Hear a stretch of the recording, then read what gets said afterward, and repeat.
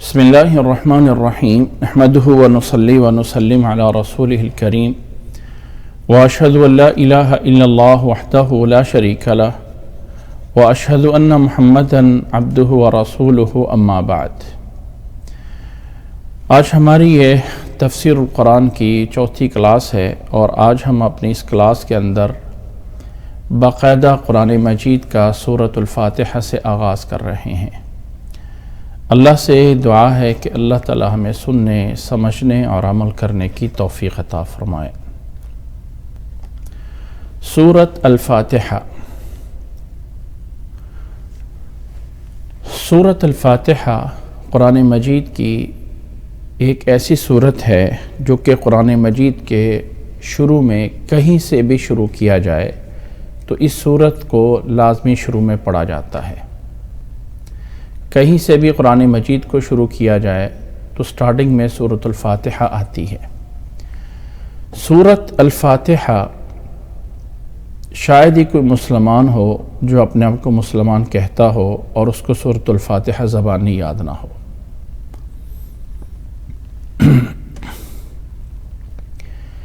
یہ سورۃ فاتحہ کا معنی ہے افتتاح، ابتدا ہونا کسی چیز کی، اور چونکہ قرآن مجید کی اس سورت سے ابتدا ہوتی ہے اس لیے اس سورت کو سورۃ الفاتحہ کہا جاتا ہے۔ اس کے علاوہ اس سورت کے قرآن مجید میں بھی اور اس قرآن مجید کے علاوہ احادیث میں بھی اس سورت کے کچھ اور نام بھی ذکر کیے گئے ہیں۔ قرآن مجید کی سورۃ الفاتحہ کو سورۃ ام القرآن، اسی طرح سبع المثانی، اسی طرح اس سورت کا نام رقیہ، اسی طرح اس سورت کو القرآن العظیم بھی کہا گیا ہے کہ یہ سورت کا نام قرآن العظیم بھی ہے۔ یہ سارے کے سارے، اس کے علاوہ بھی بہت سارے اس سورت کے نام ہیں، اور یہ سورت ایک ایسی سورت ہے کہ رسول اللہ صلی اللہ علیہ وسلم نے فرمایا ہے کہ افضل الذکر لا الہ الا اللہ وافضل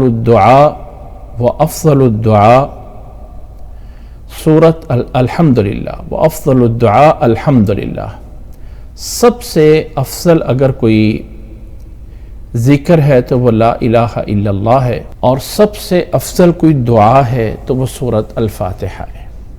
سورۃ الفاتحہ ایک ایسی عظیم صورت ہے کہ یوں سمجھ لیں کہ وہ سارا کا سارا مواد اور ساری کی ساری باتیں جو پورے قرآن مجید میں اللہ تعالیٰ نے بیان فرمائی ہیں، ان پوری باتوں کا، احکامات کا ایک خلاصہ جو ہے وہ سورۃ فاتحہ میں موجود ہے۔ اور اس تھوڑی سی آیات میں اللہ تعالیٰ نے اتنا کچھ بیان کر دیا ہے کہ انسان جو ہے وہ دنگ رہ جاتا ہے کہ اتنا کچھ اس سورت کے اندر جو ہے وہ بیان ہو گیا ہے۔ قرآن مجید کی یہ سورت جس کو ابھی ہم شروع کرتے ہیں، اور قرآن مجید کو اگر کہیں سے بھی پڑھنا ہو تو اللہ تعالیٰ کا فرمان ہے کہ اذا قرأت القرآن فاستعذ باللہ من الشیطان الرجیم۔ جب قرآن مجید کی تلاوت کہیں سے بھی شروع کرنی ہو تو اللہ تعالیٰ کی مدد مانگتے ہوئے شیطان سے پناہ مانگو، یعنی تعوذ پڑھو، اور اعوذ باللہ من الشیطان الرجیم اس کے پڑھنے کے بعد پھر قرآن مجید کی تلاوت شروع کی جائے، کہیں سے بھی شروع کرنا ہو۔ اور اگر تلاوت شروع کرنے میں سورت شروع ہو رہی ہے تو ایسی صورت میں اس کے شروع میں بسم اللہ پڑھنا بھی ضروری ہے، یعنی سورۃ الفاتحہ یا کوئی بھی سورت اگر شروع سے کر رہے ہیں تو اعوذ باللہ بھی پڑھنا ہے اور بسم اللہ الرحمن الرحیم بھی پڑھنا ہے۔ اور اگر کوئی انسان کسی سورت کے درمیان سے شروع کر رہا ہے تلاوت کرنا تو صرف تعوذ پڑھ لے، اعوذ باللہ من الشیطان الرجیم پڑھ لے تو کافی ہے، جائز ہے۔ لیکن اگر بسم اللہ بھی پڑھ لے تو کوئی حرج نہیں ہے۔ لیکن اگر کسی سورت کے شروع میں کر رہا ہے تو پھر اعوذ باللہ بھی پڑھنا چاہیے اور بسم اللہ الرحمن الرحیم بھی پڑھنا چاہیے۔ اعوذ باللہ ایک دعا ہے، اعوذ باللہ من الشیطان الرجیم، یہ ایک دعا ہے۔ اگر میں اس کو یہاں پہ لکھ دیتا ہوں، اعوذ باللہ من الشیطان الرجیم اعوذ باللہ من الشیطان الرجیم، میرا ٹیکسٹ ابھی آپ لوگوں کے سامنے آ جائے گا، میں اس کو تھوڑا سا بڑا کر لوں۔ اعوذ باللہ من الشیطان الرجیم، یہ ایک ایسی دعا ہے کہ جس میں انسان اللہ تعالیٰ سے یہ پناہ مانگتا ہے، اعوذ میں پناہ مانگتا ہوں، باللہ اللہ تعالیٰ سے، من الشیطان الرجیم الشیطان الرجیم سے۔ شیطان وہ اس ابلیس کا نام ہے کہ جس نے آدم علیہ السلام کو سجدہ کرنے سے انکار کیا تھا، اور رجیم اس کی صفت ہے کہ جس کو دھدکار دیا گیا، اللہ کی رحمت سے نکال دیا گیا، اللہ تعالیٰ کی رحمت سے دور کر دیا گیا، یہ اس کی صفت ہے۔ اور یہ اللہ تعالیٰ کا حکم ہے، اللہ تعالیٰ کا حکم ہے کہ جب بھی تلاوت شروع کرنی ہے، کہیں سے بھی کرنی ہے، تو اعوذ باللہ لازمی شروع میں پڑھنا ہے۔ تلاوت کرتے کرتے سورت ختم ہو گئی ہے، دوسری سورت شروع کرنی ہے، تو بسم اللہ پڑھا جائے گا۔ اعوذ باللہ من الشیطان الرجیم، بسم اللہ الرحمن الرحیم۔ بسم اللہ بھی ایک دعا ہے قرآن مجید کی، یاد رکھ لیں کہ بسم اللہ ایک مستقل آیت ہے جو ہر سورت کے شروع میں آتی ہے، جو ہر سورت کے شروع میں لائی جاتی ہے، یہ ایک بسم اللہ آیت ہے۔ سورت نمل کی آیت نمبر 30 کا یہ حصہ ہے۔ اس کے علاوہ باقی تمام سورتوں کے شروع میں اسے پڑھا جاتا ہے۔ ہاں، اگر آپ نے سورت انفال اور سورت توبہ ایک ساتھ پڑھ رہے ہیں، نوٹ کر لیں اس بات کو، سورت انفال اور سورت توبہ ایک ساتھ پڑھ رہے ہیں تو پھر درمیان میں بسم اللہ نہیں ہے۔ لیکن اگر سورت توبہ یا سورت برات کے شروع سے تلاوت کرنی ہے، تلاوت کی ابتدا کرنی ہے شروع سے، اور آپ تلاوت شروع کرنا چاہتے ہیں سورت توبہ سے، تو پھر اعوذ باللہ بھی پڑھا جائے گا اور بسم اللہ بھی پڑھا جائے گا۔ بسم اللہ صرف ایک سورت میں سورت توبہ کے شروع میں نہیں ہے، اور وہ اس وقت کہ جب سورت انفال اور سورت توبہ اس طرح پڑھ رہے ہوں کہ سورت انفال ختم کی ہے اور اب اگلی سورت توبہ شروع کرنی ہے، تو اس صورت میں درمیان میں بسم اللہ نہیں ہے، کیونکہ ان کا مفہوم آپس میں ملتا جلتا ہے۔ بسم اللہ الرحمن الرحیم، بسم اللہ، یہ جو با ہے شروع میں، یہ جو حرف با ہے، عربی زبان میں اس کو حروف جارہ کہتے ہیں۔ یہ ایک حرف ہوتا ہے، لیکن ایک حرف کے ہوتے ہوتے یہ ایک بہت بڑا معنی دیتا ہے۔ ایک حرف کے ہوتے ہوتے یہ بہت بڑا معنی دیتا ہے۔ اس کے بہت سارے معنی ہیں۔ یہ با اگر ڈائریکٹ اللہ تعالیٰ کے ساتھ، لفظ اللہ کے ساتھ مل کے آ جائے، یعنی اگر یہ ڈائریکٹ یوں لکھا ہوا آ جائے بی اللہ، تو اس کا معنی بن جاتا ہے قسم، باللہ اللہ کی قسم، باللہ اللہ کی قسم۔ لیکن اب یہاں پہ ہم اللہ تعالیٰ کی قسم نہیں لینا چاہتے ہیں، بلکہ اللہ تعالیٰ سے مدد مانگنا چاہتے ہیں، تو اس مدد کے لیے درمیان میں اسم کا جو ہے وہ داخل کر دیا جاتا ہے، لفظ اسم، اور بن جاتا ہے بسم اللہ۔ بی اور با کے بعد الف ہے، یعنی اس با کے بعد اسم ہے، اور اسم کا الف ایک ایسا ہے کہ جب شروع میں اس کے ساتھ با لگتی ہے تو یہ اسم ایسا ہے جس کو حمزہ وصلی کہتے ہیں، اس لیے جو ہے وہ ساقط ہو جاتا ہے اور بن جاتا ہے بسم اللہ۔ معنی یہ ہے کہ اللہ تعالیٰ کے نام کے ساتھ۔ اس با کے معنی میں سے ایک معنی ہے مدد لینا، ہیلپ لینا، اور انسان یہ کہہ رہا ہے کہ اے اللہ، میں تیری مدد اور تیری مدد سے اور تیری طرف سے مجھے جو ہیلپ ملے گی، مدد ملے گی، برکت ملے گی، تیری رحمت ہوگی، اس کے ذریعے میں یہ کام شروع کر رہا ہوں۔ بسم اللہ، اللہ کے نام کے ساتھ۔ لفظ اللہ اللہ تعالیٰ کا ذاتی نام ہے. اس میں کوئی شک نہیں کہ اللہ تعالیٰ کا یہ ذاتی نام بھی ہے اور اللہ تعالیٰ کی صفت الوہیت بھی اس پہ موجود ہے.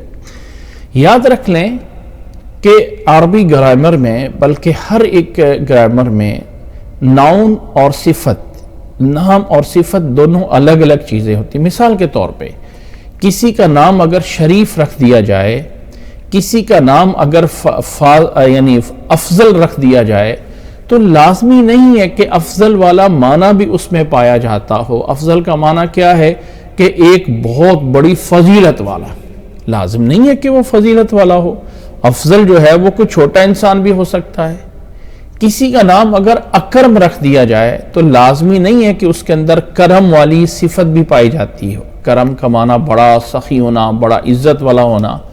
تو کسی کا نام اکرم ہے تو ناؤن کے اندر صفت نہیں ہوتی ہے. جو کسی کا علم بن جائے، علم کہتے ہیں خاص شخص کے لیے خاص نام.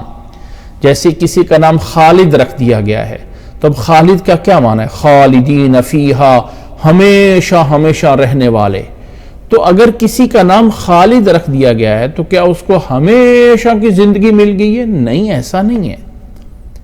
تو جو ناؤن ہوتا ہے اس میں صفت نہیں ہوتی ہے. یہ اللہ تعالیٰ کے اس نام صفت، اللہ تعالیٰ کے نام لفظ اللہ تعالیٰ کی کچھ خاص صفات ہیں، کچھ خاص امتیازات ہیں، جس میں سے ایک امتیاز یہ بھی ہے کہ لفظ اللہ اللہ تعالیٰ کا ذاتی نام بھی ہے اور اللہ تعالیٰ کی صفت الوہیت کہ اللہ تعالیٰ معبود ہے، الہ ہے. الہ ہے وہ معنی بھی اس میں پایا جاتا ہے. اب یہ لفظ اللہ، آیا اللہ تعالیٰ کا نام عربی زبان میں ہمیشہ الفاظ کو دو کیٹیگری میں لایا جاتا ہے. ایک ہوتا ہے جامد اور ایک ہوتا ہے مشتق. جامد یہ ہوتا ہے کہ وہ لفظ بنیادی طور پہ ایک بیس ہے، ایک بالکل ایسا لفظ ہے جو نہ کسی سے نکلا ہے اور نہ ہی اس سے آگے کوئی لفظ نکلتا ہے. وہ جیسے مثال دی جاتی ہے کہ رجل ہے، آدمی. اب را جیم لا یہ کسی سے نکلا نہیں ہوا، آدمی ہے، رجل ہے. انسان کو کہہ سکتے ہیں کہ یہ نسیہ سے نکلا ہوا ہے یا انس سے نکلا ہوا ہے.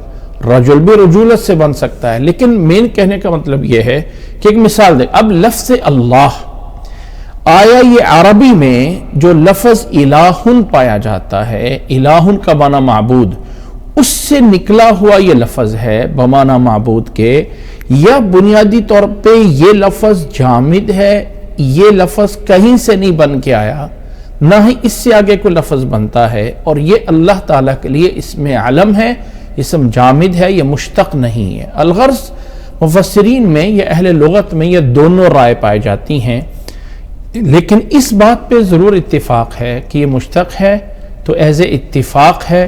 یہ نہیں ہے کہ پہلے یہ لفظ عربی میں تھا اور بعد میں اللہ کے لیے رکھا گیا. نہیں، اللہ تعالیٰ کے لیے پہلے سے رکھا گیا، بعد میں اتفاقاً عربی میں بھی الہن کا لفظ موجود ہے جس کا معنی ہے معبود.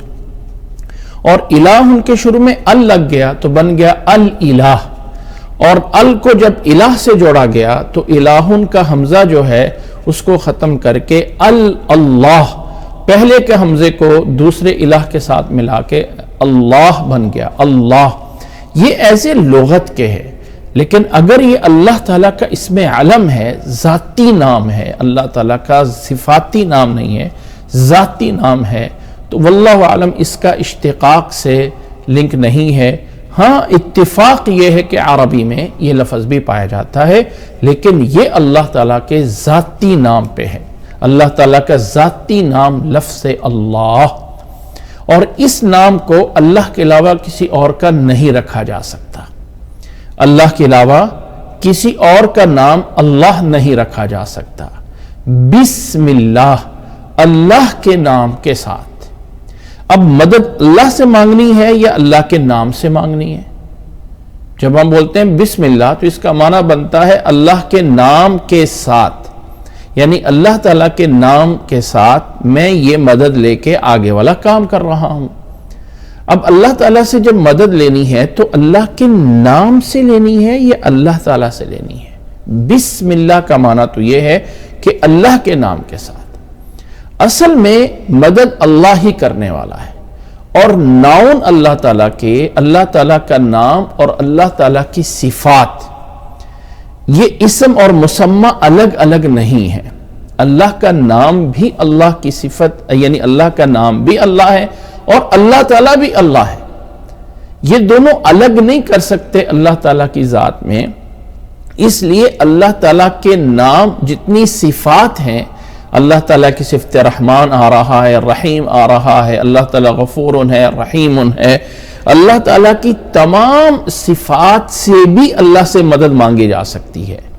اللہ تعالیٰ کے نام اور صفات سے بھی مدد مانگی جا سکتی ہے. اس لیے لفظ اللہ، ہم اللہ تعالیٰ کے نام سے مدد لے رہے ہیں اور یہ اللہ تعالیٰ سے ہی مدد لی جا رہی ہے. باقی رہا جیسے میں نے بتا دیا ہے کہ یہاں اگر اسم کو نہ لایا جاتا اور یوں پڑھ دیا جاتا باللہ الرحمن الرحیم، تو باللہ الرحمن الرحیم اگر بول دیا جاتا تو معنی یہ بن جاتا کہ قسم ہے اللہ تعالیٰ کی، قسم ہے اللہ تعالیٰ کی جو رحمان اور رحیم ہے. لیکن چونکہ یہاں قسم والا معنی نہیں ہے تو لازمی ہوا کہ جدا کیا جائے با استعانت میں اور لفظ جلالہ میں، یعنی لفظ اللہ میں. تو جب لفظ اللہ اور لفظ با کو الگ کرنا تھا تو اس میں کون سی چیز آ سکتی ہے جو اس کا معنی دے دے کہ با کا معنی قسم نہیں ہے بلکہ با کا معنی اللہ تعالیٰ سے مدد مانگنا ہے. تو اس کے لیے لازمی ہوا کہ نام اللہ تعالیٰ کا، تاکہ اسم اور اسم مسمى ایک ہی چیز بن جائے. گویا کہ معنی یہی بن رہا ہے کہ میں اللہ تعالیٰ سے مدد لے رہا ہوں. جب اللہ تعالیٰ سے مدد مانگ رہے ہیں تو ہمیشہ یاد رکھ لیں کہ انسان جس سے مدد لیتا ہے، جس سے کوئی لینا چاہتا ہے، ہمیشہ اس کی ایک اچھی تعریف کرتا ہے. تو اللہ تعالیٰ نے جو دعا سکھائی مدد کے لیے، اس میں بھی اپنی صفت رحمان اور رحیم کا ذکر کیا اور فرمایا بسم اللہ الرحمن الرحیم، میں اللہ کے نام سے میں شروع کر رہا ہوں جو رحمان ہے اور الرحیم ہے. رحمان اور رحیم سے، رحمان اور رحیم جو اللہ کی صفت ہے، میں اللہ تعالیٰ سے مدد لے رہا ہوں، اور اللہ تعالیٰ رحمان بھی ہے اور اللہ تعالیٰ رحیم بھی ہے. اب یہ جو اللہ تعالیٰ رحمان بھی ہے اور اللہ تعالیٰ رحیم بھی ہے، یاد رکھ لیں کہ رحمت کیا چیز ہے. رحمت کیا چیز آتی ہے؟ اگر ہم اس کو اپنی لینگویج میں اور اپنی اردو لینگویج میں سمجھنے کی کوشش کریں تو دنیا جہان میں اگر کوئی رشتہ ہے جس رشتے میں آپس میں انتہائی زیادہ محبت ہو سکتی ہے تو وہ ماں اور بچوں کی ہوتی ہے. ماں اور اولاد کی جو محبت ہے اس سے بڑھ کر دنیا میں کوئی مخلص نہیں ہے. یہ جو ماں اور اولاد کی محبت ہے یہ کس وجہ سے ہوئی ہے؟ اس وجہ سے ہوتی ہے کہ یہ اولاد نے، اس بچے نے ماں کے پیٹ میں 9 مہینے گزارے ہیں. گویا کہ یہ اس ماں کا حصہ رہا ہے، اس کا ایک جز اور پارٹ رہا ہے، اور جس جگہ پہ رہا ہے ماں کے اندر اس کو رحیم کہا جاتا ہے. راحمین، رحیم، ماں کا رحم، رحم جس کو ہم اپنے اردو میں رحم بول جاتے ہیں، کہ رحم جو ہے اس ماں کے اس رحم میں بچہ 9 مہینے جو ہے وہ پلتا ہے، اور پھر دنیا میں جب آتا ہے تو وہ ماں سے جو تعلق ہے عربی میں وہ بنیادی طور پہ اس رحم کی وجہ سے ہے، رحم کی وجہ سے ہے. تو اس وجہ سے اس تعلق کو، جو شفقت اور محبت کی جتنی بھی چیزیں تھیں، اس کے اندر یہ لفظ رحم بولا گیا. جیسے کہتے ہیں نا کہ انسان کو اپنے رشتہ داروں کے ساتھ صلہ رحمی کرنی چاہیے. یہ جو صلہ رحمی کا لفظ ہے یہ بھی اسی رحم سے نکلا ہوا ہے. چونکہ رشتہ داروں کے ساتھ تعلق کیسے بنتا ہے کہ یہ جس ماں کی اولاد ہے اس ماں سے دوسرے جن کا تعلق ہے وہ آگے کسی رحم سے ملے ہوئے ہیں. اس ماں کی جو آگے اولاد بنتی ہے وہ آگے آ کے کبھی اس رحم سے لنک ہے. تو اس کو کہتے ہیں صلہ رحمی. صلہ رحمی یعنی وہ جو ایک رشتہ ہے ماں کے ساتھ اس کو ملایا جائے، حسن سلوک کیا جائے۔ تو یہ اسی سے نکلا ہے لفظ رحمت، جس میں شفقت، محبت انتہا درجے کی ہے، وہ ہے رحمت، جس میں مخلص ہونا، خالص محبت ہونا۔ شاید چونکہ ہمارے اردو میں الفاظ اتنے نہیں ہیں جتنے عربی میں پائے جاتے ہیں۔ اب لفظ رحمت جو ہے یہ عربی کا اردو میں، اردو میں اس کا کیا ترجمہ ہے؟ الگ سے رحمت کے لیے کیا ترجمہ ہے؟ شفقت بول دیں گے، لیکن شفقت بھی تو عربی سے آیا ہوا ہے، شفق فلان، یہ بھی تو آیا ہوا۔ الغرض یہ ہے کہ اس کو ہم صرف سمجھا سکتے ہیں کہ رحمت ایک ایسا تعلق ہے جس میں انتہائی درجے کی محبت اور شفقت ہوتی ہے۔ اب اللہ تعالیٰ کی صفت بیان کی گئی کہ اے اللہ میں تیری مدد سے یہ کام شروع کر رہا ہوں، تو رحمان بھی ہے اور تو رحیم بھی ہے۔ رحمان اور رحیم دونوں صفت کے صیغے ہیں، اور دونوں کے اندر دونوں مبالغہ کے لیے ہیں، یعنی انتہا درجے کی رحمت کے لیے ہیں۔ بسم اللہ الرحمن الرحیم، اس دونوں لفظ کو ایک ہی مادے کے دو صفتیں بنائی گئی ہیں۔ کیا اس میں حکمت کیا ہے؟ کیا رحمان والی رحمت اور ہے اور الرحیم والی رحمت اور ہے؟ اس میں بہت سے لوگوں نے فرق کرنے کی کوشش کی ہے۔ اس میں کوئی شک نہیں کہ دونوں سے مراد شفقت، رحمت، محبت اس طرح کا تعلق ہے، لیکن ان دونوں میں فرق کیا ہو سکتا ہے؟ بہت سے مفسرین نے یا اہل لغت نے یہ فرق کرنے کی کوشش کی ہے کہ رحمان کی صفت رحمان میں جو رحمت ہے یہ بہت بڑی رحمت ہے، کہ اللہ تعالیٰ رحمان ہے دنیا میں بھی اور آخرت میں بھی۔ دنیا میں بھی رحمان ہے کہ اللہ تعالیٰ یہاں دنیا میں اللہ تعالیٰ اپنے نافرمان کو ڈائریکٹ سزا نہیں دیتا۔ جو لوگ نماز نہیں پڑھ رہے اللہ تعالیٰ ان کو پکڑ کے جو ہے وہ ڈائریکٹ مار رہا ہے۔ جو لوگ کافر ہیں ان کو، بلکہ اللہ تعالیٰ کافر یا نافرمان کو زیادہ دیتا ہے، اس لیے کہ اس کو ڈھیل دینی ہے، جتنا جو ہے وہ دور ہونا ہے ہو لے۔ پھر جب اللہ تعالیٰ اس کو کھینچے گا ایک دفعہ تو سیدھا اٹھا کے جہنم میں پھینکے گا، سیدھا جو ہے وہ اٹھا کے جہنم میں پھینکے گا۔ تو وہ جو رحمان والی صفت ہے کہ اللہ تعالیٰ دنیا میں رحمان ہے، ہر مسلمان کو بھی اور ہر کافر کو بھی اوپر اپنی نعمتیں کر رہا ہے، لیکن رحیم کی جو رحمت ہے یہ رحمت خاص ہے، کیونکہ قرآن مجید میں رحمان کہیں آگے کسی کے ساتھ اٹیچ ہو کے نہیں آیا، لیکن رحیم آیا ہے، وَكَانَ بِالْمُؤْمِنِينَ رَحِيمًا، کہ اللہ تعالیٰ مومنوں کے ساتھ رحیم ہے۔ اور وہ کب ہوگا؟ کہ جب انسان اس دنیا سے چلا جاتا ہے، قبر کے مراحل شروع ہو جاتے ہیں، آخرت کے مراحل آئیں گے، وہاں پھر اگر اللہ کی رحمت ہے تو وہ صرف ایمان والوں کے ساتھ ہے، نافرمانوں کے ساتھ رحمت نہیں ہے۔ دنیا میں ہے رحمت، کھاؤ پیو عیاشی کرو جو مرضی کرو، لیکن جب اس دنیا کی آنکھ بند ہو جائے گی اور وہ اگلے جہان کی آنکھ کھل جائے گی تو پھر اللہ کی صفت رحیم آئے گی، پھر وہاں پہ جو ہے ان اللہ کے نافرمانوں کو کچھ نہیں ملے گا، اور وہ رحمت خاص ہے جو ایمان والوں کے لیے ہے۔ رحمان اللہ تعالیٰ دنیا میں ہے اور رحیم اللہ تعالیٰ جو ہے وہ آخرت میں ہے، یہ ایک فرق کیا جاتا ہے۔ دوسرا فرق اس میں یہ بھی کیا جاتا ہے کہ دونوں ہی اللہ کی رحمتیں ہیں، لیکن اللہ تعالیٰ کی یہ رحمت کو، صفت رحمت کو ہم دو طرح میں سمجھیں۔ ایک ہے اس بنیاد پہ کہ اللہ تعالیٰ رحمان ہے دنیا میں، آخرت میں، ہر جگہ پہ، لیکن یہ صفت اللہ کی ذاتی صفت ہے۔ جب یہ صفت جو ہے وہ آگے فنکشن کرتی ہے، آگے اس کا فعل اور عمل آتا ہے تو وہ رحیم بن جاتی ہے، کیونکہ قرآن مجید میں رحیم کو آگے کیا گیا ہے وَكَانَ بِالْمُؤْمِنِينَ رَحِيمًا، وَكَانَ الرَّحْمَانُ بِالْمُؤْمِنِينَ، کوئی ایسا الفاظ نہیں آیا۔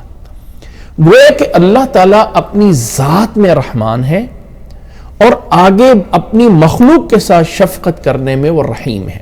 تو ہم اس میں کیا کر رہے ہیں؟ دعا کیا کر رہے ہیں؟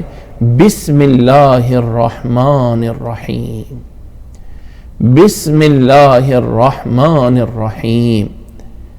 اللہ تعالیٰ کی مدد اور نام سے جو رحمان اور رحیم ہے، میں یہ کام شروع کر رہا ہوں، میں یہ عمل شروع کر رہا ہوں۔ ذرا دیکھیے کہ اللہ تعالیٰ کے نام سے اور اللہ تعالیٰ کی رحمت سے جب میں یہ شروع کر رہا ہوں تو اللہ تعالیٰ یہاں پہ بسم اللہ کے ساتھ ایک ورب یعنی ایک فعل جو کہ بولنے میں نہیں آتا ہے، معنی میں موجود ہوتا ہے، جس کا ہم ترجمہ کرتے ہیں شروع کرتا ہوں۔ یہ شروع کرنے والا جو ورڈ ہے، اس کا عربی میں یہاں پہ کوئی لفظ نہیں، یہ کلام کا سیاق ایسا ہے، یعنی آپس میں لنک الفاظ کا ایسا ہے کہ با کو لازمی کوئی نہ کوئی لفظ ملنا ہے۔ اب یہاں پہ کون سا فعل نکالا جائے؟ صحیح بات یہ ہے کہ جہاں جہاں یہ لفظ بسم اللہ آتا ہے، آگے جو کام شروع کرنا ہوتا ہے اس کی مناسبت سے ہی ہوتا ہے۔ مثال کے طور پہ انسان کھانا کھانے سے پہلے بسم اللہ پڑھتا ہے تو انسان گویا کہ یہ کہہ رہا ہے کہ میں کھانا شروع کر رہا ہوں اللہ تعالیٰ کے نام سے۔ انسان اگر گاڑی پہ سوار ہو رہا ہے اور کہہ رہا ہے بسم اللہ، تو انسان گویا کہ کہہ رہا ہے کہ میں قدم اپنا رکھ رہا ہوں اللہ کے نام کے ساتھ۔ تو وہ میں کھانا پینا یا وہ جو ہے وہ قدم رکھنا یا جو کام کرنا، وہ والا فعل آتا ہے، وہ والے الفاظ دماغ میں ہوتے ہیں۔ اب جب الحمدللہ کے شروع میں بسم اللہ ہم پڑھ رہے ہیں تو کون سا لفظ ہے جو دماغ میں آنا چاہیے؟ وہ کون سی بات ہے جو دماغ میں آنی چاہیے بسم اللہ کے ساتھ؟ اللہ تعالیٰ کے نام کے ساتھ جو رحمان اور رحیم ہے، میں کیا کر رہا ہوں؟ کون سا لفظ آتا ہے؟ عموماً کہا جاتا ہے میں پڑھ رہا ہوں اللہ کے نام کے ساتھ، اللہ تعالیٰ کی مدد کے ساتھ جو رحمان اور رحیم ہے میں پڑھ رہا ہوں۔ لیکن واللہ عالم مجھے اس میں ایک بات اور لگتی ہے، اور وہ کیا ہے کہ جو اس کے بعد کام ہوتا ہے نا، اس طرح کی مناسبت سے فعل یہاں پہ نکالا جائے تو یہاں اس کے بعد جو انسان نے کام کرنا ہے وہ پڑھنا تو ہے ہی ہے، لیکن پڑھنے میں ایک بات ہے، اور وہ پڑھنے میں انسان نے پڑھنا ہے الحمدللہ رب العالمین۔ تو کتنا ہی اچھا ہو کہ انسان کہے بسم اللہ الرحمن الرحیم احمد، کہ میں حمد بیان کرنا چاہتا ہوں اللہ کی مدد سے۔ نوٹ کریں اس بات کو کہ انسان بجائے یہاں پہ یہ فعل مان لے کہ میں اقرأ، میں پڑھنا شروع کر رہا ہوں، اگر آگے والی بات یہ ہے کہ میں اللہ کی تعریف کرنا چاہتا ہوں وہ بھی اللہ کی مدد سے، اور وہ بھی اس اللہ اور اللہ کی ذات سے جو رحمان اور رحیم ہے، اگر یہ انسان یہ سوچ کے بات پڑھتا ہے نا تو انسان کو اللہ تعالیٰ کی تعریف میں اور مزہ آتا ہے، اور انسان اس تعریف میں یا اس سوچنے میں کہ میں اللہ کی تعریف کروں اور اس میں بھی اللہ کی مدد میرے ساتھ ہے، جب یہ جذبہ آئے گا نا تو انسان کی روحانیت، اور یہ جب انسان کلام پڑھتا ہے اللہ کا تو گویا اللہ تعالیٰ سے بات کر رہا ہے، تو اس میں تھوڑی سی اور لذت آ جائے گی۔ بسم اللہ الرحمن الرحیم۔ اب یہ جو فعل جس کو ہم نے الفاظ میں نہیں بولنا، دماغ میں رکھنا ہے، وہ کہاں رکھا جائے گا؟ شروع میں یا آخر میں؟ یعنی بسم اللہ الرحمن الرحیم کے بعد یا بسم اللہ سے شروع میں، با کے شروع میں؟ اس لیے کہ با کا جو وہ فعل ہوتا ہے وہ شروع میں بھی آ سکتا ہے، آخر میں آ سکتا ہے، عربی زبان میں دونوں طرح جائز ہے۔ بہتر یہ ہے کہ اس کو آخر میں ذہن میں رکھا جائے، اس لیے کہ اللہ کا نام شروع میں رہے۔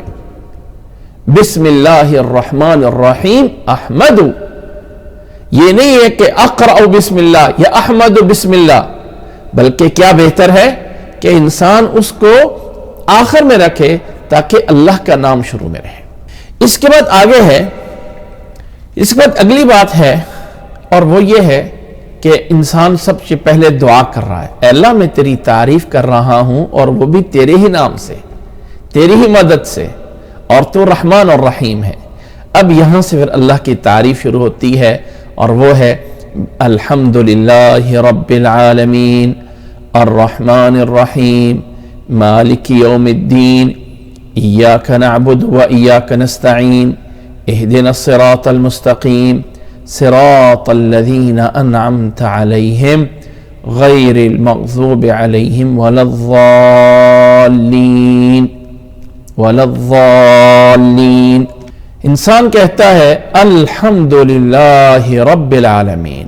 الحمد، یاد رکھ لیں کہ عربی زبان میں ہر ایک لفظ جو ہے، ہر ایک حرف بعد، جیسے با کا اکیلا کا ایک معنی ہے نا، ایسے لفظ الحمد یہ بھی دو چیزیں ہیں، یہ بھی دو الفاظ ہیں، دو کلمات ہیں.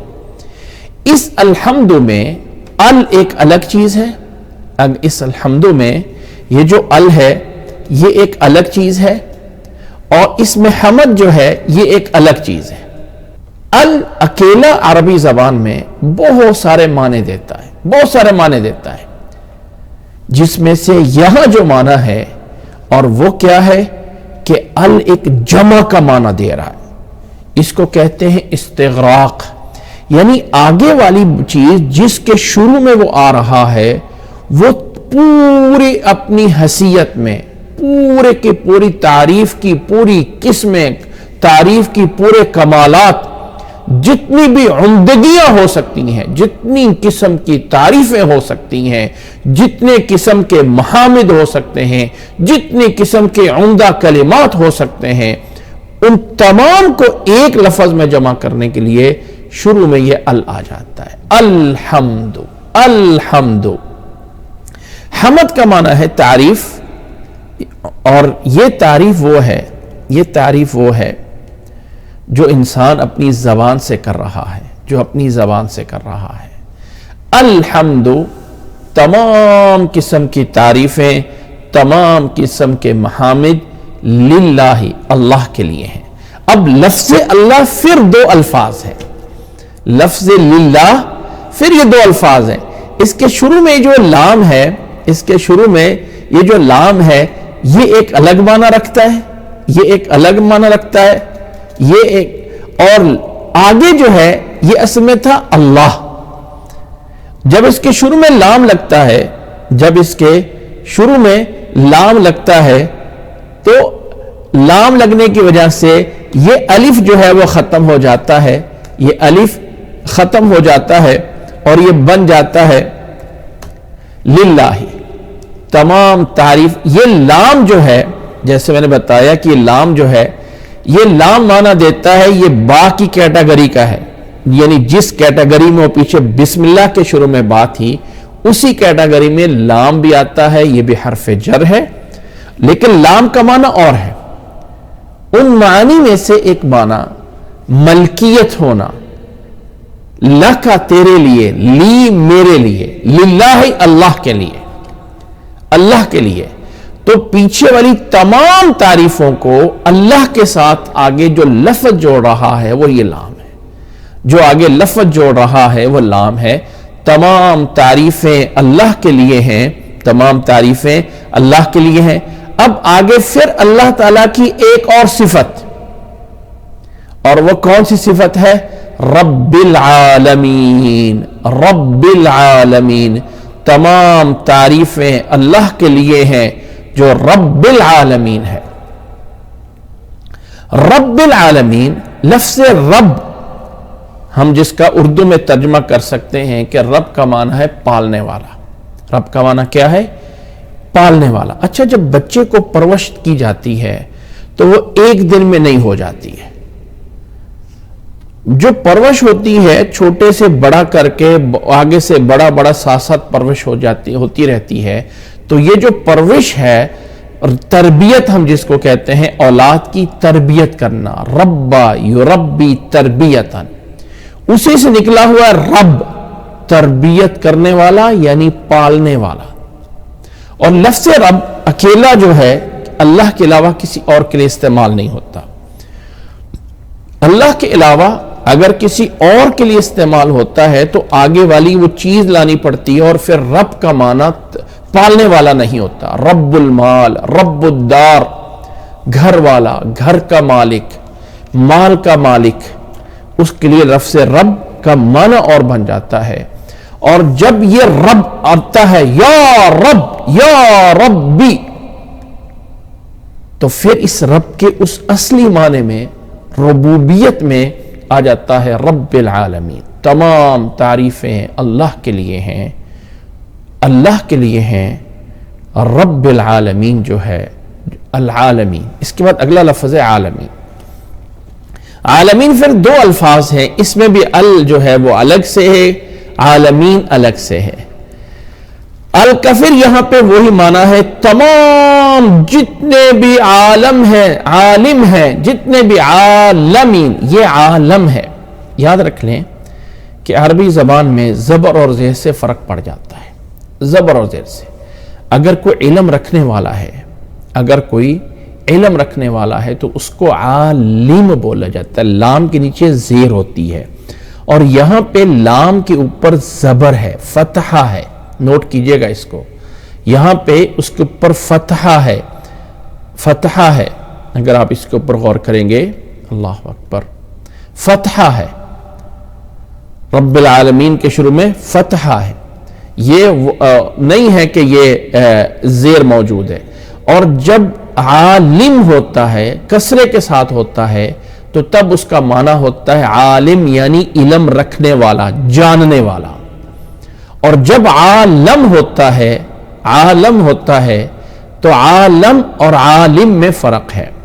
یہ جو اس کا کسرہ ہے یہ ذرا آپ دیکھیے گا، یہ جو عالم ہے عین اور لام کے فتح کے ساتھ یہ نکلا ہوا ہے عربی زبان میں. ویسے میں ایک بتا دوں کہ جس کو آج ہم فلیگ اور جھنڈا بولتے ہیں تو اس کو بھی عالم بولا جاتا ہے. عالم جب کسی کا ناؤن ہوتا ہے تو اس کو بھی عالم بولا جاتا ہے. یہاں پہ عالم کا کیا معنی ہے؟ یعنی عالم کا مطلب ایک نشانی اور ایک مخلوق، ایک عین چیز، ایک چیز. اب اس میں سے انسان ہیں، جن ہیں، فرشتے ہیں، زمینیں ہیں، آسمان ہے، درخت ہیں، جن، پرند، پتہ نہیں لاکھوں قسم کی مخلوق ہے. اور ہر ایک مخلوق ایک جہان اور ایک عالم ہے. ویسے عربی زبان میں اگر ہم اس کو گرامر کے اعتبار سے دیکھیں تو عالم اس میں آلہ ہے. یہ فاعل کا وزن بھی اس میں آلہ کے اوزان میں سے آتا ہے. مطلب یہ ہے کہ یہ ایک ایسی چیزیں ہیں جہان جو آگے کسی اور چیز کی جاننے اور اس کی انفارمیشن کا ذریعہ بنتی ہیں. جیسے چابی کے ذریعے تالا کھولتے ہیں تو ان جہانوں کے ذریعے انسان کسی چیز کو اور کو جانتا ہے. جیسے اللہ تعالیٰ نے قرآن مجید میں کتنی بار کہا ہے کہ زمین و آسمان پہ غور کرو، اللہ تعالیٰ نے کیسے کائنات بنائی ہے، کہ انسان اس کائنات کے اوپر غور و فکر کر کے، تدبر کر کے اللہ کی ذات کو جانتا اور پہچانتا ہے. تو یہ سارے جہان اللہ تعالیٰ کی معرفت دے رہے ہیں، اللہ تعالیٰ کا علم دے رہے ہیں، اس لیے ان کو عالم بولا جاتا ہے. اور اس کو جمع جب کیا گیا تو عالمین اس کی جمع بن گئی، عالمین اس کی جو ہے وہ جمع بن گئی. اور العالمین میں وہ تمام آ گئے کہ یہ سارے کے سارے جو ہے وہ جہان ہے. الحمدللہ رب العالمین، تمام قسم کی تعریفیں للہ اللہ کے لیے ہیں، رب العالمین جو تمام جہانوں کو پالنے والا ہے. آگے دوسری صفت ہے، دوبارہ ہم اس بات پہ آتے ہیں، پہلے ہم اس سے اگلی بات پہ کر لیں. اور اگلی صفت ہے الرحمن الرحیم. یہ جو الرحمن الرحیم ہے یہ پیچھے بسم اللہ میں بھی ہم نے جان لیا ہے، بسم اللہ میں بھی ہم نے جان لیا کہ تمام قسم کی تعریفیں ہیں اس اللہ کے لیے جس کی پہلی صفت ہے رب العالمین، اس کی دوسری صفت ہے الرحمن اور تیسری صفت ہے الرحیم. تمام قسم کی تعریفیں ہیں اللہ کے لیے جو رب العالمین ہے، جو بہت بڑا رحم کرنے والا ہے. اب رحمان اور رحیم میں ہم اردو میں فرق کیسے کریں؟ اردو میں کون سا لفظ لائیں کہ ان دونوں میں تھوڑا سا فرق ہو جائے؟ تو عموماً اردو میں کہہ دیا جاتا ہے رحمان کا معنی مہربان، جو بڑا مہربان اور نہایت رحم کرنے والا ہے. حالانکہ بڑا مہربان اور نہایت رحم کرنے والا یہ جو الفاظ لفظ تو بدل رہے ہیں لیکن مطلب ایک ہی ہے. چونکہ ہماری اردو زبان میں صرف ہم الفاظ کو بدل رہے ہیں، وہ جو گہرائی ہے معنی کی وہ صرف عربی میں آ سکتی ہے۔ تمام تعریفیں اللہ کے لیے ہیں جو بڑا مہربان اور نہایت رحم کرنے والا ہے۔ ہم اس بات پہ پہنچے ہوئے ہیں کہ اللہ تعالیٰ نے الحمدللہ رب العالمین، تمام قسم کی تعریفیں اللہ رب العزت کے لیے ہیں، تمام تعریفیں اللہ تعالیٰ کے لیے ہیں، للہ صرف اللہ تعالیٰ کے لیے ہیں، رب العالمین جو تمام جہانوں کا رب ہے، الرحمن الرحیم اللہ تعالیٰ کی پہلی صفت، اللہ تعالیٰ کی پہلی صفت جو ہے رب العالمین کی رب العالمین ہے، دوسری صفت الرحمن ہے، تیسری صفت الرحیم ہے۔ اس کے بعد فرمایا مالک یوم الدین، مالک یوم الدین فرمایا اللہ تعالیٰ نے۔ مالک تقریباً وہی لفظ ہے جو ہمارے اردو میں بھی استعمال ہوتا ہے کہ فلاں چیز کا مالک ہے، فلاں چیز کا انسان مالک ہے۔ تو مالک یوم الدین میں اللہ تعالیٰ یوم الدین کا مالک ہے۔ یہ جو یوم الدین ہے، یوم الدین کا جو ورڈ اور لفظ ہے، یوم کا معنی ہے دن، اور الدین نکلا ہوا ہے بدلے کے لفظ سے، بدلہ، جیسے ہم کہتے ہیں نا فلاں چیز کا بدلہ یہ ہے، فلاں چیز کا بدلہ یہ ہے۔ تو اسی طرح یوم الدین بدلے کا دن، اور اس سے مراد لیا جاتا ہے قیامت کے دن، مالک یوم الدین، کہ جو قیامت کے دن کا مالک ہے۔ اب اس میں اللہ تعالیٰ کی 4 صفات بیان کی گئی ہیں۔ الحمدللہ، تمام تعریفیں اللہ کے لیے ہیں، پھر پہلی صفت رب العالمین، دوسری صفت الرحمن، تیسری صفت الرحیم، اور چوتھی صفت مالک یوم الدین، کہ اللہ تعالیٰ یوم الدین کا مالک ہے۔ تمام تعریفیں اللہ رب العزت کے لیے ہیں، اور لفظ اللہ کے لیے جب ہم نے تمام تعریفیں کی ہیں، لفظ اللہ کے لیے تمام تعریفیں ہیں اللہ تعالیٰ کے لیے، تو پہلی صفت آ گئی ہے رب العالمین کی، دوسری صفت آ گئی ہے رحمان، اور تیسری صفت آ گئی ہے الرحیم، اور چوتھی صفت آ گئی ہے مالک یوم الدین، کہ یوم الدین کا مالک ہے۔ اب انسان نے جب اللہ تعالیٰ سے دعا کرنی ہے، اللہ تعالیٰ سے جب دعا کرنی ہے تو اللہ تعالیٰ کی چند ایک تعریفیں کی گئی ہیں۔ جب اللہ تعالیٰ سے چیز مانگنی ہے تو اللہ تعالیٰ سے چند ایک تعریفیں کی گئی ہیں، اور وہ تعریفیں کیا ہیں؟ یہ جو ان 4 آیات میں گزری ہیں یہ اللہ تعالیٰ کی تعریفیں ہیں۔ تمام تعریفیں اللہ کے لیے ہیں جو رب العالمین ہے، جو الرحمن الرحیم ہے، اور جو مالک یوم الدین ہے۔ اس کے بعد اللہ تعالیٰ نے ایک سکھایا ہے اور یہ فرمایا ہے کہ ایاک نعبد و ایاک نستعین، ایاک نعبد، کہ انسان کہتا ہے کہ میں صرف اور صرف تیری عبادت کر رہا ہوں، وَإِيَّاكَ نَسْتَعِينُ، اور میں صرف اور صرف تجھ سے مدد مانگ رہا ہوں۔ انسان یہ کہتا ہے کہ اللہ میں عبادت بھی تیری کر رہا ہوں اور مدد بھی تجھ سے مانگتا ہوں۔ ایاک نعبد وایاک نستعین، اور اس کو جوڑا آپس میں الفاظ کو اس طرح گیا ہے کہ عربی زبان میں ایسا ہوتا ہے کہ اگر ایک لفظ کو بعد میں ذکر کرنا ہے اور آپ اس کو پہلے ذکر کر دیتے ہو تو کلام کے اندر فرق پڑ جاتا ہے، اس کلام میں فرق پڑ جاتا ہے۔ مثلا یہ ہونا چاہیے تھا نعبدک، کہ اللہ میں تیری عبادت کرتا ہوں۔ نعبدو جو ایک ترتیب ہے کہ عربی زبان میں پہلے ورب آتا ہے، پھر جو ہے یعنی پہلے فعل آتا ہے، بعد میں فاعل آتا ہے، بعد میں مفعول آتا ہے، یہ ترتیب ہے۔ تو آنا یوں چاہیے تھا نعبدک، ہم تیری عبادت کرتے ہیں، لیکن اس کاف کو جب شروع میں لایا گیا تو ایاک بن گیا، اور ایاک نعبد میں ایک چیز پیدا ہو گئی۔ عموماً میں اس کی ایک مثال دیا کرتا ہوں کہ اگر آپ اپنی زبان میں، اپنی اردو زبان میں سمجھنا چاہتے ہیں، اس بات کو اپنی لینگویج میں سمجھنا چاہتے ہیں، تو میں ایک لفظ بولتا ہوں، جیسے میں کہہ دیتا ہوں کہ بھائی کسی سے بات کرتے ہوئے اگر میں یہ کہہ دوں کہ پتہ لگ جائے گا، پتہ لگ جائے گا، اور اسی لفظ کو میں چینج کر دیتا ہوں اور کہہ دیتا ہوں لگ پتہ جائے گا، اور میں کہہ دیتا ہوں کہ لگ پتہ جائے گا، جب میں یہ کہتا ہوں نا کہ لگ پتہ جائے گا، اب یہاں آ کے وہ چاہے تھوڑا سا اس کلام میں زور پیدا ہو جاتا ہے، اس کلام میں زور پیدا ہو رہا ہے، پتہ لگ جائے گا اور لگ پتہ جائے گا میں. سیم یہی چیز ہے کہ ایاک نعبد اور نعبدو کا میں، کہ ہم صرف تیری عبادت کرتے ہیں، کسی اور کی نہیں. اور پھر نستعین کے بھی شروع میں ایاک آیا، جس کا معنی یہ ہے کہ ہم صرف اور صرف تجھ سے مدد مانگتے ہیں. ایاک نعبد و ایاک نستعین. اور اس کے بعد انسان یہ کہتا ہے یہاں آ کے ان آیات کے بعد اگلی آیت میں پھر انسان وہ چیز مانگ رہا ہے جو اس صورت کا مین سینٹر ہے، اور جو مین بڑی بات جس کے لیے یہ صورت میں جو سب سے بڑی چیز مانگی گئی ہے، یا جس چیز کے لیے یہ صورت چل رہی ہے، اور وہ ہے اہدنا الصراط المستقیم. اہدنا الصراط المستقیم. اہدنا الصراط المستقیم، اہدنا دکھا دے ہمیں. اور ہدایت ایک ایسا لفظ ہے جس میں 3 باتیں آتی ہیں. ہدایت کے لفظ میں 3 باتیں آتی ہیں.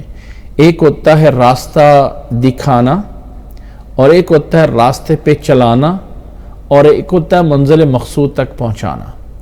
گویا کہ جب انسان کہتا ہے نا اہدنا، تو کہتا ہے اے اللہ مجھے راستہ بتا بھی دے، مجھے اس راستے پہ چلا بھی دے، اور مجھے منزل مقصود تک بھی پہنچا دے.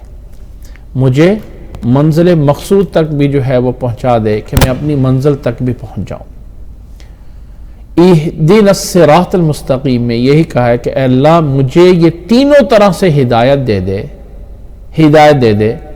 اور کس چیز کی؟ صراط مستقیم بھی. صراط کا معنی راستہ ہے، اور المستقیم کا معنی سیدھا ہے. صراط کا معنی راستہ ہے، اور المستقیم کا معنی سیدھا ہے. اہدنا الصراط المستقیم، اے اللہ مجھے سیدھا راستہ دکھا دے، مجھے سیدھا راستہ دکھا دے. کون سا راستہ؟ اب یہاں پہ دعویٰ کر سکتا ہے، میں کہہ سکتا ہوں یہ والا سیدھا راستہ ہے، وہ والا کہتا ہے وہ والا سیدھا راستہ ہے، ہر بندہ کہہ سکتا ہے میں صراط مستقیم پہ ہوں. تو اللہ تعالیٰ نے اس کا تعین کرنے کے لیے، وہ بتانے کے لیے اگلی آیت میں آ گیا کہ صراط الذین انعمت علیہم، اے اللہ وہ راستہ ان لوگوں کا ہونا چاہیے، ان لوگوں کا راستہ ہو جن پر تو نے انعام فرمایا ہے. صراط الذین، صراط راستہ، الذین انعمت علیہم ان لوگوں کا جن پر تو نے انعام کیا ہے. اے اللہ راستہ ان لوگوں کا ہونا چاہیے کہ جن پر تیرے انعامات ہوئے ہیں، جن پر تیرے انعامات ہوئے ہیں.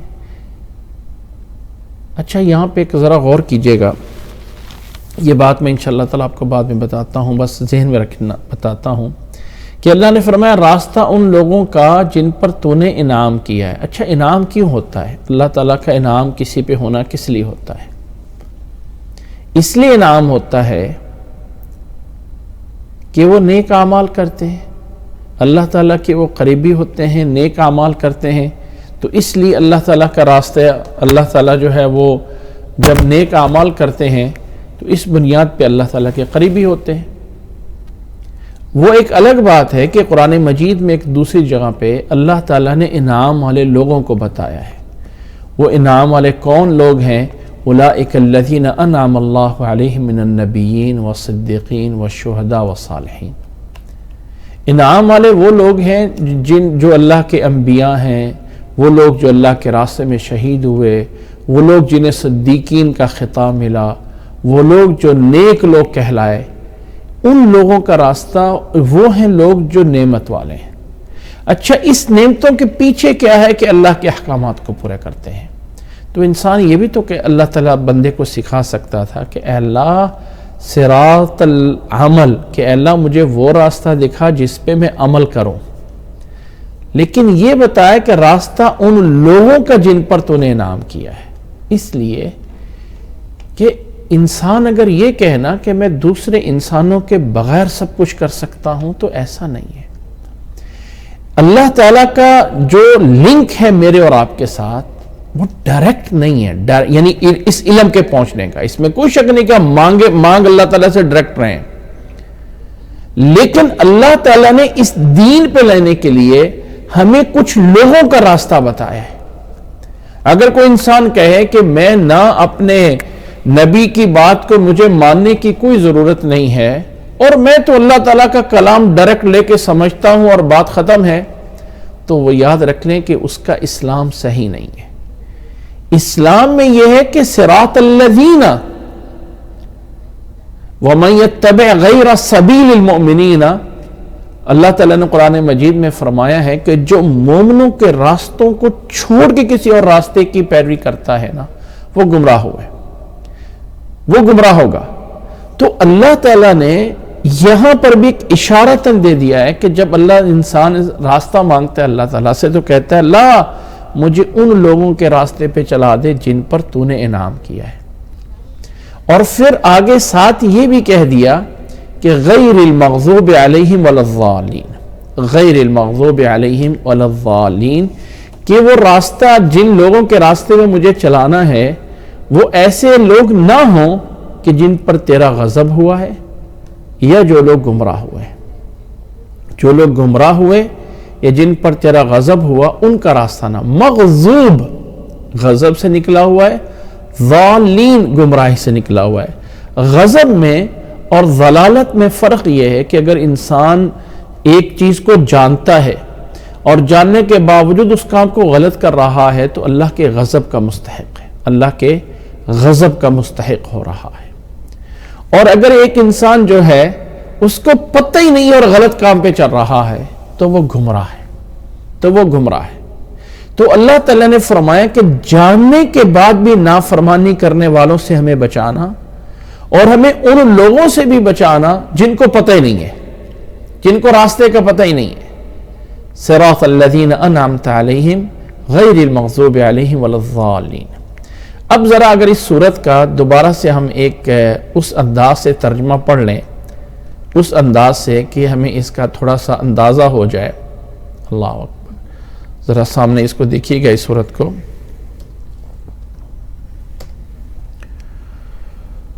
اللہ اکبر۔ بسم اللہ الرحمن الرحیم۔ میں اللہ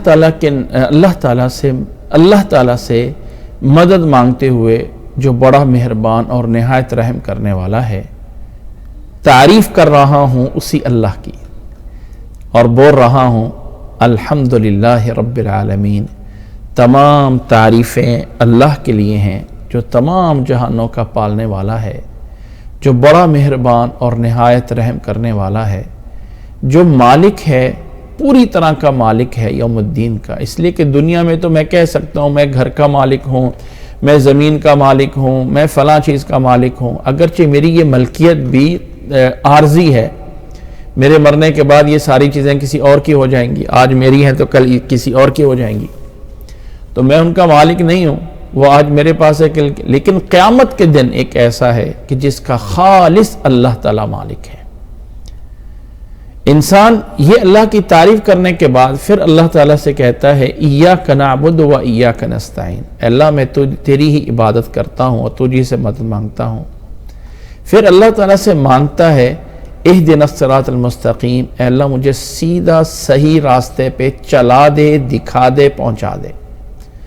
راستہ ان لوگوں کا ہونا چاہیے جن پر تیرا انعام ہوا ہے، اور وہ ایسے ہوں کہ ان پر غضب بھی نہ ہوا ہو اور وہ گمراہ بھی نہ ہوئے ہوں۔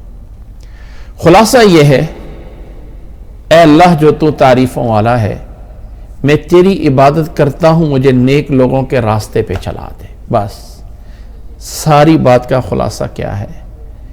اے اللہ تمام قسم کی تعریفیں تیری ہیں، جو تمام صفتوں کا مالک ہے تو، میں تیرا بندہ ہوں اور مجھے سیدھے راستے، صحیح لوگوں کے راستے پہ چلا دے۔ اتنی سی بات ہے۔ اب اتنی سی بات کو اللہ تعالیٰ نے ایسے انداز میں بیان کیا ہے کہ ان الفاظ کے اندر ایک ایک لفظ استعمال کرنے میں بہت کچھ ہوا ہے۔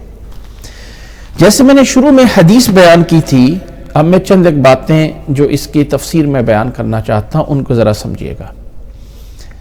اب چند ایک باتیں. پہلی بات یہ ہے کہ جیسے حدیث میں بیان کی تھی کہ رسول اللہ صلی اللہ علیہ وسلم نے فرمایا ہے افضل الذکر لا الہ الا اللہ و افضل الدعاء الحمدللہ. سب سے افضل ذکر جو ہے، سب سے افضل ذکر لا الہ الا اللہ ہے، اور سب سے افضل دعا الحمدللہ ہے.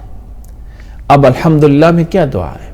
وہ دعا آگے چل کے اہدنا الصراط المستقیم میں آئی ہے. گویا کہ یہ الحمدللہ پوری کی پوری ایک دعا ہے، اور دعا کا آغاز کیا گیا ہے اللہ کی تعریف سے، اللہ تعالیٰ کی تعریف سے. اب سب سے پہلے تو یہ دیکھ لیں کہ اللہ تعالیٰ کی اس تعریف میں مانگا کیا گیا ہے؟ سیدھا راستہ. کیا صراط مستقیم کا یہ معنی ہے کہ اللہ مجھے نماز پڑھنے والا بنا دے، مجھے روزہ رکھنے والا بنا دے، مجھے گناہ سے بچنے والا بنا دے، مجھے متقی بنا دے، مجھے پرہیزگار بنا دے؟ یہ معنی ہے؟ یقیناً یہ معنی بھی ہے، لیکن اس کے ساتھ ایک اور معنی بھی ہے جس کو عموماً ہم بھول جاتے ہیں. اور وہ معنی کیا ہے اور وہ مطلب کیا ہے؟ کہ اے اللہ مجھے صراط مستقیم پہ چلا دے. صراط مستقیم کا مطلب ہر چیز کے اندر صراط مستقیم، ہر چیز کے اندر صراط مستقیم. یعنی میرے کاروبار میں سیدھا کر دے، میرے معاملات اور تعلقات میں مجھے صحیح راستے پہ چلا دے. یعنی انسان کے دنیا اور آخرت کے سارے کام سیدھے ہو جانا، یہ انسان کے لیے صراط مستقیم ہے. ایک انسان اگر جو ہے وہ دنیا کے اندر تو اپنے جو مرضی کرتا رہے، اور ادھر سے نمازیں پڑھ رہا ہے، ادھر سے جو ہے وہ برے کام کر رہا ہے، یہاں جو مانگ رہا ہے انسان، وہ انسان اپنے دنیا کے کاموں کو بھی اور آخرت کے کاموں کے لیے سب کے لیے کہہ رہا ہے اہدنا الصراط المستقیم. اس لیے یہ ذہن میں رکھ لیجئے گا کہ یہ دعا ایسی ہے کہ اہدنا الصراط المستقیم کا معنی صرف یہ سمجھ لینا کہ اللہ مجھے دیندار بنا کے نیک راستے پہ چلانا نہیں. یہ ایسی جامع دعا ہے. جو شادی کرنا چاہتا ہے وہ بھی کہہ سکتا ہے اہدنا الصراط المستقیم، جو کاروبار کرنا چاہتا ہے وہ بھی کہہ سکتا ہے اہدنا الصراط المستقیم، جو سفر پہ منزل مقصود پہ پہنچنا چاہتا ہے وہ بھی کہہ سکتا ہے اہدنا الصراط المستقیم، جو نماز پڑھنے کی توفیق مانگنا چاہتا ہے وہ بھی کہہ سکتا ہے اہدنا الصراط المستقیم، جو حج مانگنا چاہتا ہے اس کی اللہ تعالیٰ سے کہہ سکتا ہے اہدنا الصراط المستقیم. یعنی ایک ایسا جامع دعا ہے جس کے اندر تمام خوبیاں یہ شامل ہیں. وہ تمام باتیں جو انسان کی خیر اور بھلائی کے لیے ہو سکتی ہیں وہ اہدنا الصراط المستقیم میں انسان نے مانگ لی ہیں. اور مانگنے کے لیے جو انداز اللہ تعالیٰ نے بندے کو سکھایا ہے اس میں سب سے پہلے اللہ کی تعریف کی گئی ہے. اور تعریف میں پھر دیکھیے الفاظ کون سے ہیں؟ الحمدللہ رب العالمین. اچھا اب ذرا دیکھیے گا کہ اللہ نے پہلی صفت بندے کو کہا کہ تو اقرار کر کے پالنے والا تیرا اللہ ہے. اور جب انسان کسی سے مانگتا ہے نا تو ہمیشہ ایک بات کرتا ہے، ذرا نوٹ کیجئے گا اس بات کو. جب انسان کہنا چاہتا ہے نا کسی سے پیسے لینے ہو تو کہے گا یار تم بڑے سخی ہو، تم بڑے جو ہے وہ مالدار ہو، تم بڑے ہو. تو ہمیشہ وہ تعریف کرتا ہے انسان جو مطلب لینے آئے. تو انسان نے اللہ تعالیٰ نے انسان کو سکھایا ہے. یہ بھی ہو سکتا تھا نا تمام تعریفیں اللہ کے لیے ہیں جو قدیر علی کل شیء ہے. نہیں، رب العالمین میں اشارہ کیا کہ انسان تم سوچ کہ اللہ میں تمام تعریفیں تیری کر رہا ہوں اس لیے کہ تو میرا رب ہے. تو نہیں ہے تو کون دے گا مجھے؟ تیرے علاوہ کوئی نہیں ہے. مجھے پالنے والا، رزق دینے والا تو تو ہے. اس لیے رب العالمین کی صفت آ گئی ہے. اور پھر رحمان اور رحیم کی صفت میں اور اس بات کی اللہ تو رحم کرے گا تو میں چلوں گا نا. تیری رحمت کے بغیر میرے لیے کون سی جگہ ہے؟ تیری رحمت کے بغیر میں کچھ نہیں کر سکتا ہوں. اور پھر تیسری صفت میں، چوتھی صفت میں اللہ کی وہ پاور دی گئی ہے کہ اللہ تو کر سکتا ہے سب کچھ اس لیے کہ تو رب العالمین ہے. یہ ساری چیزیں کرنے کے بعد پھر انسان نے رب سے ایک وسیلہ دیا ہے. یاد رکھ لیں جو آج کل مشہور ہے نا ایک بات کہ انسان کہتا ہے اللہ فلانے کے وسیلے سے مجھے معاف فرما دے، اپنے نبی کے واسطے سے، اپنے نبی کے وسیلے سے، فلانے بزرگ کے حوالے سے، ایسا اسلام میں جائز نہیں ہے۔ جو وسیلہ ہے نا وہ صرف 3 طرح کا ہے۔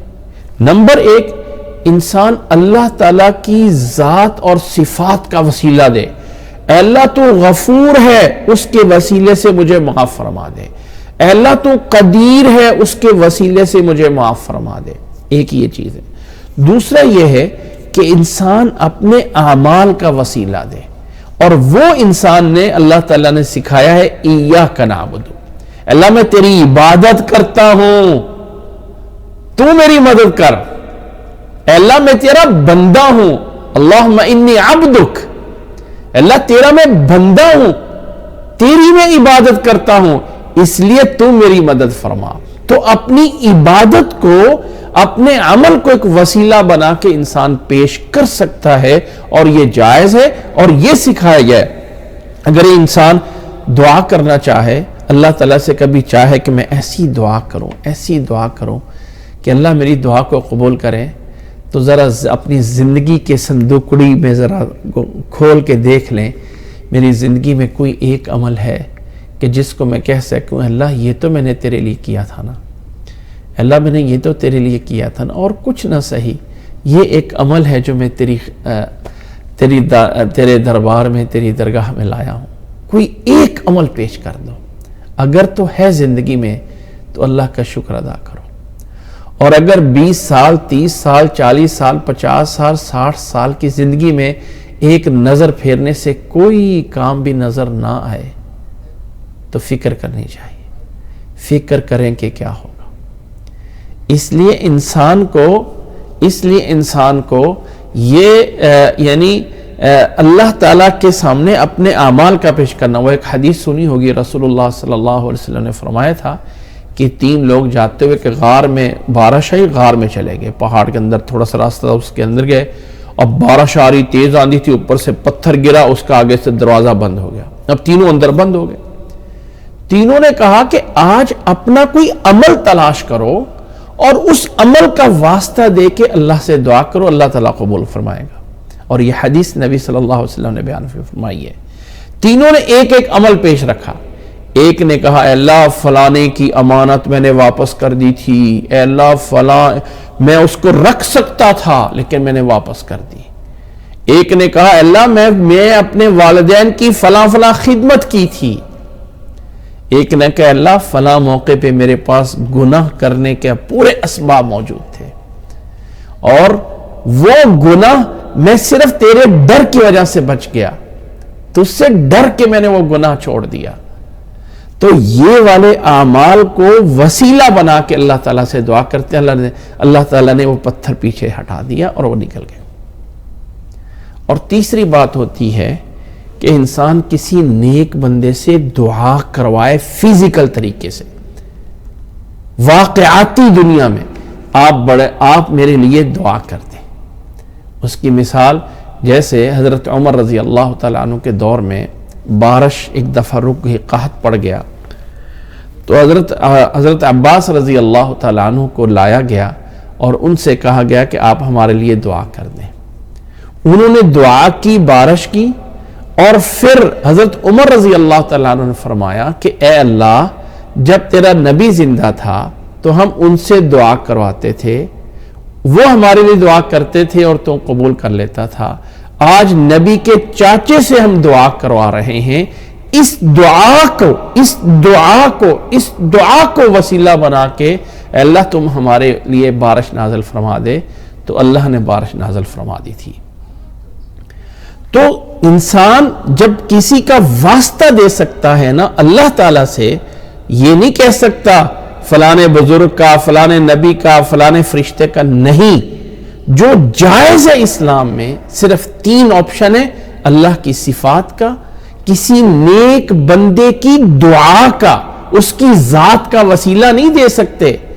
اللہ فلانا چونکہ بزرگ ہے، تاکہ اگر نبی کا وسیلہ بھی دیں تو اسلام میں وہ بھی جائز نہیں۔ نبی کی دعا جو فزیکل کی ہے اس دعا کا، لیکن وہ دعائیں تو انہوں نے کی ہوئی ہیں، وہ کر چکے، اب اگر انسان کسی اور بندے سے دعا کروائے اور پھر اس دعا کو وسیلہ بنا کے اپنی دعا کر لے تو جائز ہے، یا انسان اپنے کسی عمل کا وسیلہ بنائے، یہاں پہ وہ سکھایا گیا ہے ایاک نعبد، اے اللہ میں تیری عبادت کرتا ہوں تو مدد تو ہی کرے گا، یہ ہے عمل کا وسیلہ۔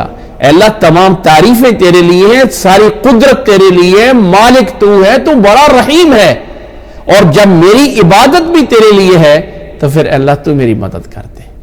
اچھا اس مدد میں کیا مانگا؟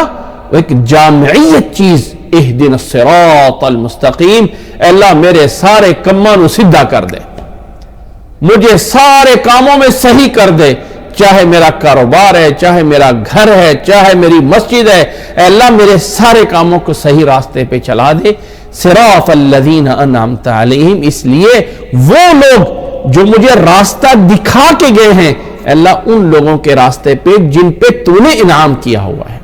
اچھا اب یہاں پہ ایک اور بھی اللہ تعالیٰ نے ایک باریک بات سمجھا دی کہ یہاں پہ انعمت، تو نے انعام کیا، تو نے انعام کیا، تو انعمت۔ اچھا یہاں پہ دو باتیں، پہلی بات یہ سمجھا لوں کہ انعام اللہ تعالیٰ نے کیا ہے، ٹھیک ہے، بندہ یہ اقرار کرتا ہے اے اللہ وہ لوگ ہیں ان پر انعام تیرا ہوا ہے، لیکن اگلا پوائنٹ دیکھیے غیر المغضوبی، غضب والے نہیں۔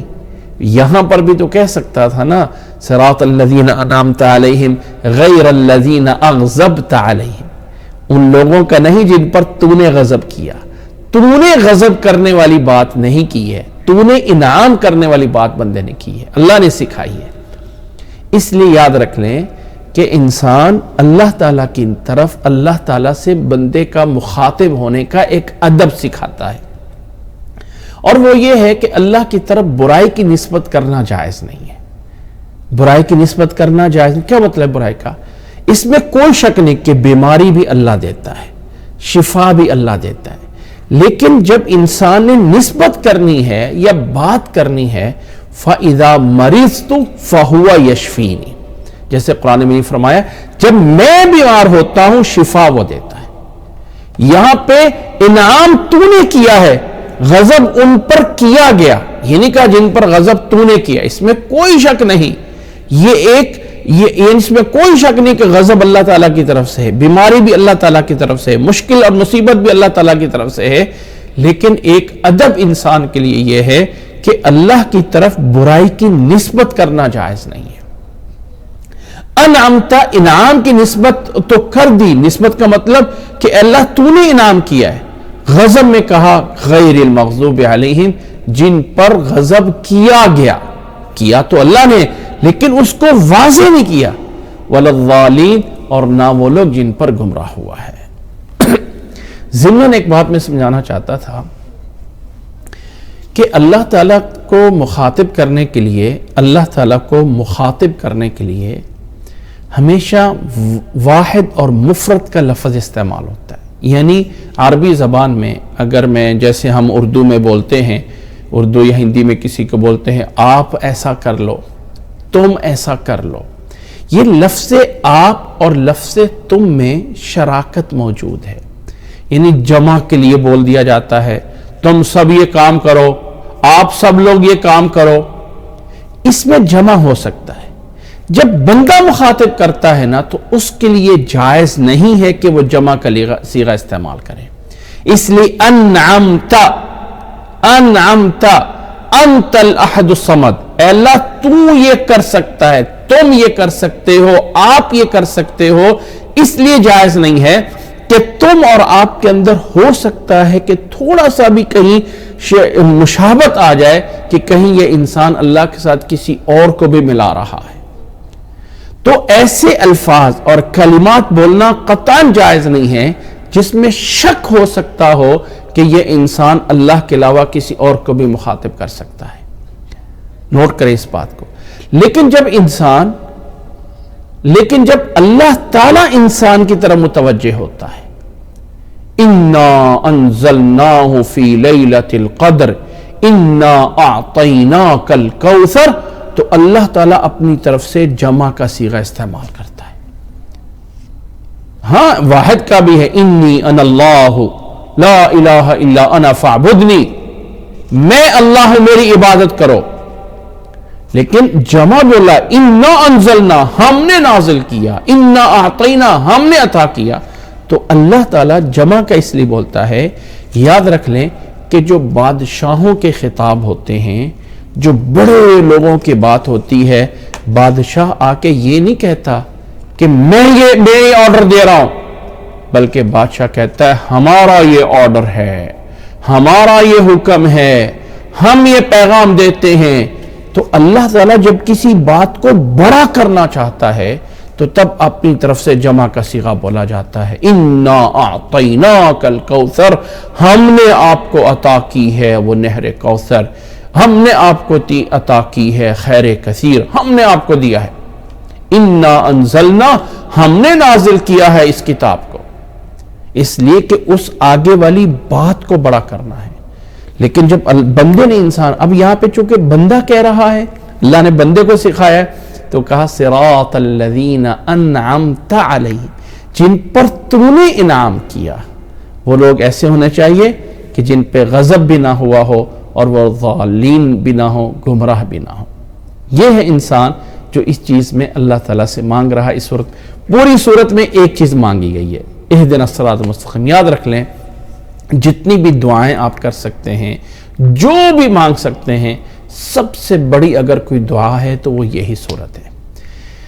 ہم کہتے ہیں اللہ تعالیٰ میرا قرضہ اتار دے، اے اللہ مجھے گھر دے دے، اے اللہ مجھے گاڑی دے دے، اے اللہ میرا جو ہے وہ جاب دے دے، اے اللہ میری سیلری بڑھا دے، اے اللہ مجھے یہ کر دے، یہ کر دے. اگر انسان ان تمام چیزوں کو جمع کرنا چاہتا ہے نا، یاد رکھ لیں کہ کئی لوگ پوچھتے ہیں کہ اگر ہمیں عربی میں دعا نہیں آتی تو ہم کیا کریں، عربی زبان میں ہمیں دعا نہیں آتی. یاد رکھ لیں کہ اللہ کا ذکر کرنا بھی ایک، یعنی اللہ کی تعریف کرنا بھی ایک دعا ہے. جو سب سے بڑی دعا گنی جاتی ہے نا، سب سے بڑی دعا، وہ یونس علیہ السلام والی انسان کہتے ہیں بھائی آیت کریمہ پڑھو، اور وہ کیا ہے؟ لا الہ الا انت سبحانک انی کنت من الظالمین. اب یہ جو الفاظ ہیں لا الہ الا انت سبحانک انی کنت من الظالمین، ان الفاظ میں کہیں نہیں بولا گیا اللہ مجھے مچھلی کے پیٹ سے نکال دے، اللہ مجھے زندہ کر دے. نہیں، الفاظ کیا ہے؟ لا الہ الا انت، اللہ تیرے علاوہ کوئی معبود نہیں ہے. لا الہ الا انت، اللہ تیرے علاوہ کوئی معبود نہیں ہے. لا الہ الا انت، تو اکیلا ہے، تنے تنہا ہے، تیرے ساتھ کوئی شریک نہیں ہے. انی کنت من الظالمین، میں گنہگار ہوں، میں گنہگار ہوں. یہ دو چیزیں اقرار کر کے انسان ہر طرح کی مشکلات سے نجات کے لیے دعا کر رہا ہوتا ہے. لا الہ الا انت سبحانک انی کنت من الظالمین. قیدی بھی یہ پڑھ رہے ہیں، مصیبت میں مشکلات والے بھی یہی پڑھتے ہیں، مقروض بھی یہی پڑھتے ہیں، اور کوئی مصیبت میں پھنسے ہوئے ہیں، بیمار بھی یہی پڑھ رہے ہوتے ہیں لا الہ الا انت سبحانک انی کنت من الظالمین. بھائی یہ آیت کریمہ یہ ہے وہ ہے، یونس علیہ السلام مچھلی کے پیٹ میں، بھائی اس پہ کون سے الفاظ ہیں؟ اس لیے انسان جب نماز میں کھڑا ہوتا ہے اور ایک اللہ تعالیٰ سے ایک اس انداز سے مانگے، اے اللہ سب تعریفوں کا مالک تو ہے، مجھے پالنے والا تو ہے، رحمان تو ہے، مہربان تو ہے، اللہ میں عبادت تیرے لیے کر رہا ہوں، تو پھر میری مدد فرما دے. اور پھر اہدنا الصراط المستقیم میں انسان بار بار پوچھتے ہیں جی ہم نماز کے بعد کیا دعا کریں، ہم ہاتھ کھڑ کے ادا کر سکتے ہیں یا نہیں کر سکتے، ہم سجدے میں جا کے دعا کریں نہ کریں. او بھائی یہ جو دعائیں سکھائی ہیں ان کے اندر ہم کیوں نہیں یہ معنویت لے کے آتے، ان کے اندر وہ روحانیت کیوں نہیں پیدا کرتے؟ اللہ کی قسم اگر الحمدللہ میں یہ والی معنویت اور روحانیت ہم پیدا کر لیں، ہمیں کسی دعا کی اور ضرورت نہ ہوگی جتنی کہ جامع یہ دعا موجود ہے. رسول اللہ صلی اللہ علیہ وسلم کی حدیث ہے، ابن ماجہ نے اس کو صحیح سند سے روایت کیا ہے کہ آپ صلی اللہ علیہ وسلم نے فرمایا ادعوا اللہ وانتم موقنون بالاجابہ وَاعْلَمُوا أَنَّ اللَّهَ لَا يَسْتَجِيبُ دُعَاءً مِّن قَلْبٍ غَافِلٍ لَاهٍ. اور لوگوں اللہ سے اس طرح کے دعا کرو کہ قبولیت کا یقین ہو، اور یاد رکھ لو کہ اللہ تعالیٰ کبھی غافل دل سے دعا نہیں سنتا ہے. ہم غفلت میں پڑ جاتے ہیں. الحمدللہ رب العالمین الرحمن الرحیم مالک یوم الدین ایاک نعبد و ایاک نستعین. وہ بھائی کیا کر رہے ہو؟ یہ کوئی ایسی چیز نہیں ہے. یہ ایک اتنا بڑا کلام ہے, اتنی بڑی چیز ہے, سارا کچھ جو آپ کو چاہتے ہو اس میں موجود ہے. جب یہ نظریہ لے کے ہر رکعت میں یہ سورت پڑھی جائے گی, اللہ کی قسم ہم وہ سب کچھ مانگ رہے ہوں گے جو مجھے اور آپ کو چاہیے. اس بات پہ اس لیے زور دیا جا رہا ہے کہ ہم سورت فاتحہ کی یہ معنویت بھول جاتے ہیں. ہم سورت فاتحہ کی یہ والی بات بھول جاتے ہیں کہ یہ سب چیزوں کے لیے ایک بہت بڑی دعا ہے. اور جب یہ سورت پوری کی جاتی ہے تو اللہ کے نبی صلی اللہ علیہ وسلم کی سنت ہے کہ آپ اس کے بعد فرماتے ہیں آمین آمین. اے اللہ میری دعاؤں کو قبول فرما لے, اے اللہ میری بات کو قبول فرما لے, آمین. یہاں کی سورت پوری ہوتی ہے. یہ ہے اس سورت کے اندر اور بھی بہت کچھ بیان ہے, لیکن آج ہم اس سورت کی انہی باتوں پہ جو ہے وہ اکتفا کرتے ہیں. اس سورت کے بارے میں ایک مسئلہ ہے جو ہر مسلمان کو جاننا ضروری ہے, اور وہ یہ ہے کہ رسول اللہ صلی اللہ علیہ وسلم نے فرمایا ہے لا صلاۃ لمن لم یقرأ بفاتحۃ الکتاب. اس شخص کی نماز نہیں ہوتی ہے جو سورت فاتحہ نہیں پڑھتا ہے. اس سورت کو نماز کی جان ہے, فرض ہے. یہ اگر باتیں ساری جان لینا جو میں نے بیان کی ہیں تو پھر اس اہمیت یار کیوں نماز میں لازم ہے, آخری سورت کیوں فرض ہے.